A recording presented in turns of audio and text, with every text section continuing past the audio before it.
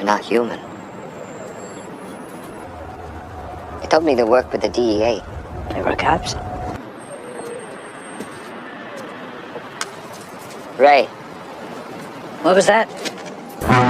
Kali ini lagi-lagi saya akan merangkum filmnya om-om kuat yang jarang kalah di tiap filmnya. Siapa lagi kalau bukan Om Liam Neeson. Filmnya kali ini berjudul A Walk Among the Tombstones, dirilis tahun 2014, sekitar 7 tahun yang lalu. Dan seperti biasa filmnya kali ini bertema kriminal misteri, di mana Om Liam Neeson akan berperan sebagai seorang detektif swasta yang mencoba untuk mengungkap kasus pembunuhan berantai yang sangat misterius dan sulit dipecahkan.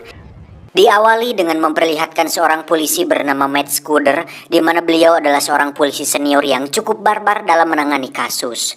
Dan pada adegan awal ini kita akan diperlihatkan betapa kuatnya mental beliau sampai-sampai tak memperlihatkan rasa takut sedikit pun saat terjadi baku tembak dan kejar-kejaran terhadap beberapa pelaku. Dan anjir, udah gak bisa diraguin lagi sih, di semua filmnya sosok Liam Neeson punya karakter yang sangat kuat gitu. Badan tinggi, wajah dingin, jangan macam-macam lah pokoknya sama om-om satu ini.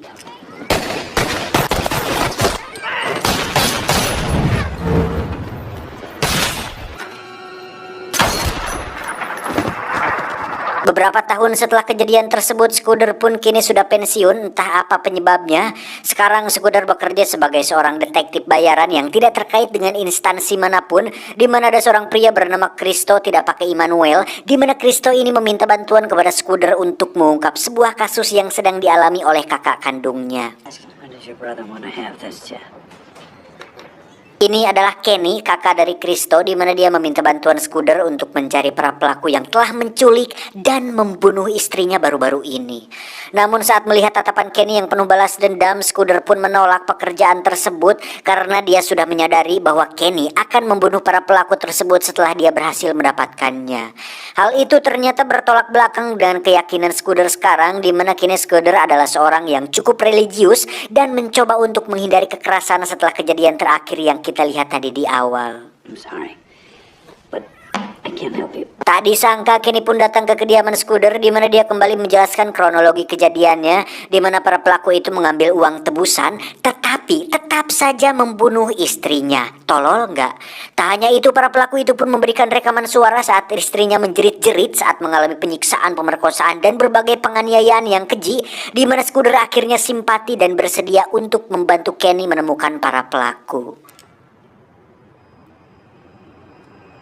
Dan sekali lagi saya jelaskan, jangan pernah macam-macam dengan om-om satu ini, karena sekali dia ikut campur, maka semua masalah akan diselesaikan dengan caranya sendiri, dan itu sangat tidak worth it.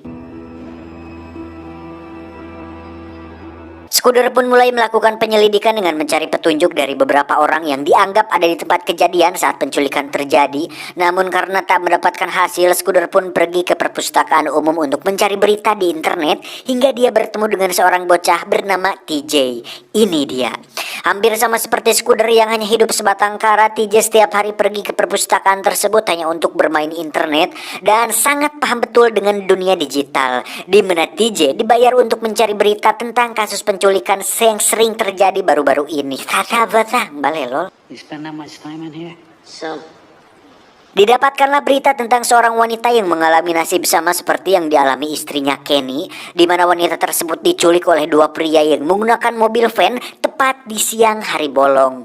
Namun yang paling mengerikan adalah tubuh wanita itu dimutilasi dan dibuang di beberapa tempat, salah satunya di sebuah kolam di tempat pemakaman umum. Setelah mengetahui lokasinya, Scudder pun langsung pergi ke sana dan bertemu dengan salah satu penjaga makam bernama Samsul. Ini orangnya, di mana Samsul ini adalah orang yang pertama kali melihat mayat si wanita yang sudah terbungkus plastik dan mengambang di air, tapi tidak warna kuning. Merasa ada sesuatu yang disembunyikan, Scudder pun mencoba mengikuti Samsul untuk mengetahui di mana dia tinggal. Dan sembari menunggu Samsul keluar, Scudder pun pergi ke rumah suami korban untuk mencari petunjuk lain yang bisa mengarahkannya kepada para pelaku. Setelah mendapatkan informasi yang tidak terlalu membantu sebenarnya, Scudder pun pergi ke tempat tinggal Samsul dan menemukan beberapa foto si wanita yang disimpannya di bawah ranjang. Dan tiba-tiba Ya, muncul Samsul di belakangnya di mana dia akhirnya mengakui telah diam-diam membuntuti si wanita sebelum kematiannya, yang mana Samsul ternyata pernah bertemu dengan dua pelaku yang sedang dicari Scudder. Samsul pun mengatakan bahwa dia bertemu dengan pelaku itu di sebuah bar di mana mereka berdua mengaku sebagai agen DEA yang suka menolong orang-orang yang sedang kesulitan. Dan yang menarik adalah Samsul terlihat ketakutan saat menceritakan tentang mereka berdua. Is that what they did was secret? Awalnya Samsul iseng mengajak mereka ke kediamannya di tempat ini, di mana Samsul menunjukkan seorang wanita yang sering diajak memakai narkoba oleh suaminya, di mana Samsul merasa kasihan dan sangat ingin sekali menolong si wanita tersebut dari suaminya sendiri. Tak disangka kedua pelaku itu mengabulkan keinginan Samsul, namun yang dia tidak duga adalah kedua pelaku itu justru mengajak Samsul untuk menculiknya, merobek pakaiannya, dan membunuhnya tepat di belakang Samsul. Sebagai warga biasa yang taat bayar pajak, tentu Samsul tidak ingin terlibat dengan hal itu, untuk kemudian dia lari dan menemukan kantong mayat di kolam makam tempatnya bekerja. Samsul pun memperingati Scudder untuk berhati-hati terhadap kedua pelaku itu, namun Scudder yang kekeh malah mengajak Samsul untuk menemui mereka berdua dan tak akan berhenti sampai kedua pelaku itu berhasil ditemukan. Dan apa yang terjadi selanjutnya benar-benar sangat mengejutkan, di mana Samsul mengatakan sebuah nama, yaitu Ray, yang merupakan salah satu nama dari kedua pelaku itu, dan tiba-tiba Samsul pun loncat dari gedung pertanda. Dia lebih memilih untuk mati ketimbang harus ikut campur dan terlibat dengan dua pelaku itu lagi. Sampai segitunya loh, seberbahayanya. Gimana ya gitu ya dua pelaku itu. Ray. What was that? Sementara itu akhirnya kita akan diperlihatkan dua pelaku yang sudah kita tunggu-tunggu untuk melihat seperti apa bebenguknya, di mana kedua pelaku menggunakan sebuah van warna putih dan sedang mencari korban selanjutnya. Dan saat mereka menemukan sang korban, pelaku yang bernama Ray pun seketika semeringah ketika melihat seorang gadis cantik anak orang kaya yang baru saja keluar rumah dan berjalan tepat melewati dirinya. Suatu malam Tija pun mengalami musibah ketika dia didatangi oleh dua anak berandalan yang membuli dan menyiksanya hingga dia harus dirawat di rumah sakit secara gratis dan tanpa BPJS. Scudder pun menjenguknya, di mana akhirnya terkuak fakta bahwa alasan dia keluar dari kepolisian adalah diakibatkan kejadian terakhir yang kita lihat tadi di awal, yang mana kebiasaan barbar yang dimilikinya membuat seorang warga sipil yang masih bocah tertembak dan harus tewas oleh ulah beringasnya tersebut. Dan dari situ dia berjanji untuk tidak lagi berbuat kekerasan kepada siapapun meskipun ia harus mati dalam kasus yang sedang ditanganinya. I never met anybody that type before. Di sisi lain kita akan melihat kedua pelaku akhirnya menjalankan aksinya, di mana mereka berdua menculik si gadis tepat di rumahnya dan meminta uang tebusan kepada orang tua si gadis tersebut. Dan secara kebetulan ayah si gadis ternyata adalah rekan dari Kenny, di mana Kenny memperkenalkan Scudder kepada ayah si gadis sehingga peluang Kenny untuk mendapatkan para pelaku penculik dan pembunuh istrinya bisa semakin besar. Dan ini nih yang saya suka. Ketika para pelaku bajingan itu meminta uang tebusan dan menggos ayah si gadis, Scudder pun mengambil alih telepon dan menggos balik mereka, sehingga permainan ini berada dalam kendali Scudder. Bisa loh kayak gitu.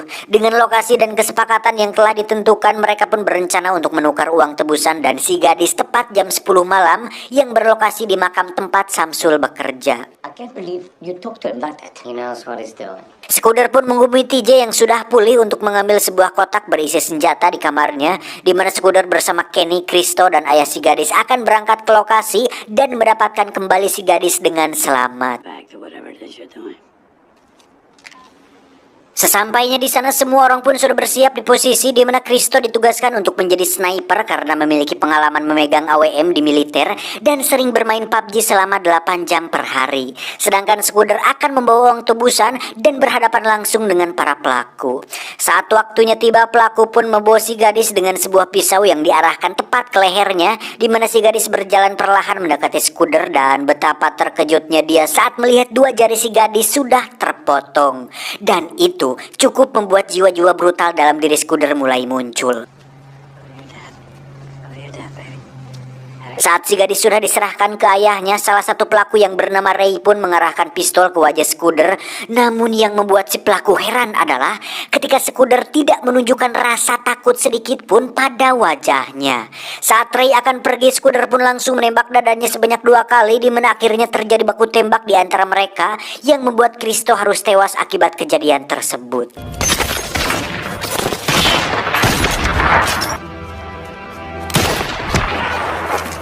Ray si pelaku pun masih hidup berkat rompi anti peluru yang dipakainya, di mana mereka berdua kabur dan pulang menuju ke rumahnya. Saat Scudder dan Kenny akan mengejarnya, dia pun dikejutkan dengan menghilangnya TJ yang ternyata diam-diam bersembunyi di dalam mobil milik si kedua pelaku. Sampai di lokasi, TJ pun keluar dari mobil dan mengirimkan lokasi rumah si pelaku. Dan kita lagi-lagi akan dikejutkan saat melihat salah satu pelaku nekat membunuh Ray atau rekannya sendiri dengan cara mencekiknya menggunakan kawat, yang mana dia menganggap bahwa Ray sudah sekarat dan hanya akan menjadi beban saja. Singkat cerita, Scudder dan Kenny pun tiba di lokasi, di mana mereka berdua langsung menyergap si pelaku yang sedang makan malam dan dengan cepat memborgolnya. Sempat ingin menembaknya, Scudder pun menahan niat si Kenny tersebut karena dengan semua bukti yang ada, si pelaku dipastikan akan mendekam di penjara untuk waktu yang sangat lama, dan itu merupakan hukuman yang lebih pantas untuknya. Setelah semua selesai, Scudder pun meninggalkan Kenny bersama si pelaku sembari menunggu polisi tiba, di mana Scudder bersama TJ memutuskan untuk pulang dan beristirahat dari semua hal buruk yang terjadi sekarang-sekarang ini. Namun apa yang terjadi ketika Kenny pergi ke ruang bawah tanah untuk mencari barang-barang istrinya, si pelaku ternyata mencoba untuk membuka borgol dan berhasil melakukannya, di mana Kenny justru harus meregang nyawa akibat si pelaku yang sudah lolos tersebut. Dan saat Scudder sedang berjalan pulang, dia pun tiba-tiba terhenti saat instingnya mengatakan bahwa ada sesuatu yang tidak beres. Dan benar saja, saat Scudder kembali, dia pun menemukan jasad Kenny nyangsang di anak tangga, di mana dia langsung diserang dan terlibat perkelahian dengan si pelaku, yang mana Scudder harus kalah karena sesuai janjinya dia tidak akan melakukan kekerasan lagi.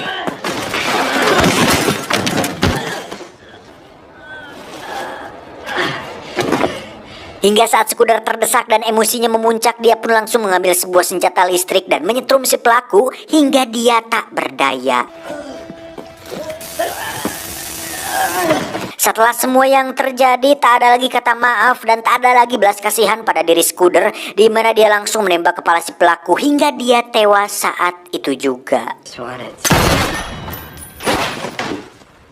Setelah semua selesai, kini Scudder memutuskan untuk tinggal bersama TJ dan berniat untuk memasukkan TJ ke sekolah jurusan tata boga agar mentalnya bisa lebih kuat dan siap menghadapi kerasnya hidup. Tamat ending yang meng-Scudder.